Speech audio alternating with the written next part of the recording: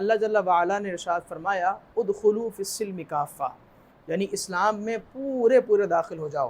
یہ نہیں ہو سکتا کہ جو چیزیں اسلام کے احکام کی آپ کے مزاج کے مطابق ہوں ان کو آپ لیں، ان کو آپ اچیو کریں، ان پر آپ عمل کریں، اسے اپنی زندگی میں اپلائی کریں،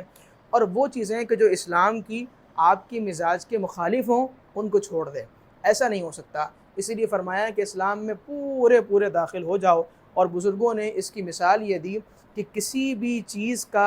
بھی چیز میں داخل ہونے کی دو صورتیں ہیں۔ ایک صورت تو یہ ہے کہ جو چیز کسی چیز میں داخل ہوئی ہے، داخل ہونے کے بعد اس کی اپنی کوئی نہ کوئی حیثیت برقرار رہتی ہوگی۔ اس کی مثال یہ دی کہ جس طرح سکہ پانی کے اندر داخل کر دیا جائے تو اگرچہ کہا جائے گا سکہ پانی کے اندر ہے، لیکن اس کی اپنی کوئی نہ کوئی حیثیت ہوگی اور وہ علیحدہ سے دکھ رہا ہوگا۔ ایک صورت تو اس کی یہ ہے۔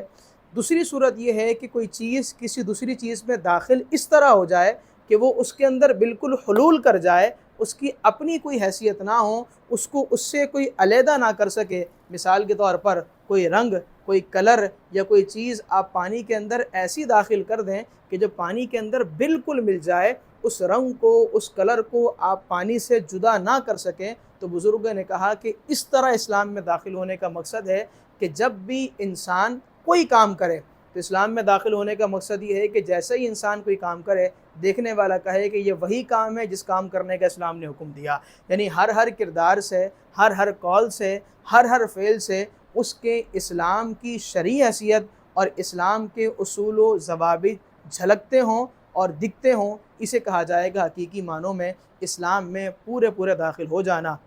اس کا مطلب یہ ہے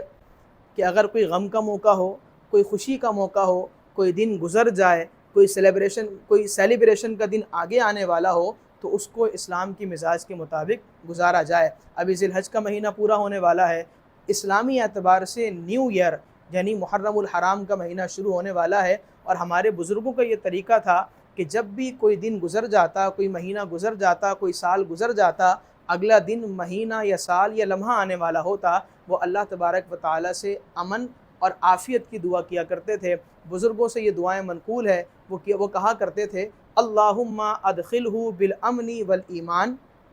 والسلامتی والاسلام ورضوان من الرحمن وجوار من الشیطان، کہ اے اللہ اب جس دن، جس مہینے، جس سال، جس لمحے میں ہم داخل ہونے والے ہیں، اس سال، اس دن، اس لمحے اور اس وہ مہینے کو ہمارے لیے امن اور ایمان والا بنا دے، سلامتی اور اسلام والا بنا دے، اپنی رضا والے کام کرنے والا بنا دے، اور شیطان کے ظلم و ستم سے بچنے اور بچانے والا بنا دے۔ تو لہذا اگلا جو سال ہمارے درمیان آنے والا ہے، جو دن گزر گئے، اگر اس میں کسی کی حقوق کو تلف کیا ہو تو اس سے معافی بھی مانگی جائے، اس کی ادائیگی بھی کی جائے، حقوق اللہ کی بھی ادائیگی کی جائے، اس کے قصر پر معافی بھی مانگی جائے، لیکن اس کے ساتھ ساتھ آئندہ آنے والے سال کے لیے اپنے آپ کو بالکل کمر بستہ کر لیا جائے کہ اب صرف اللہ تبارک و تعالیٰ کی عبادات میں ہی، اس کے رضا والے کام کرتے ہی زندگی گزاریں گے۔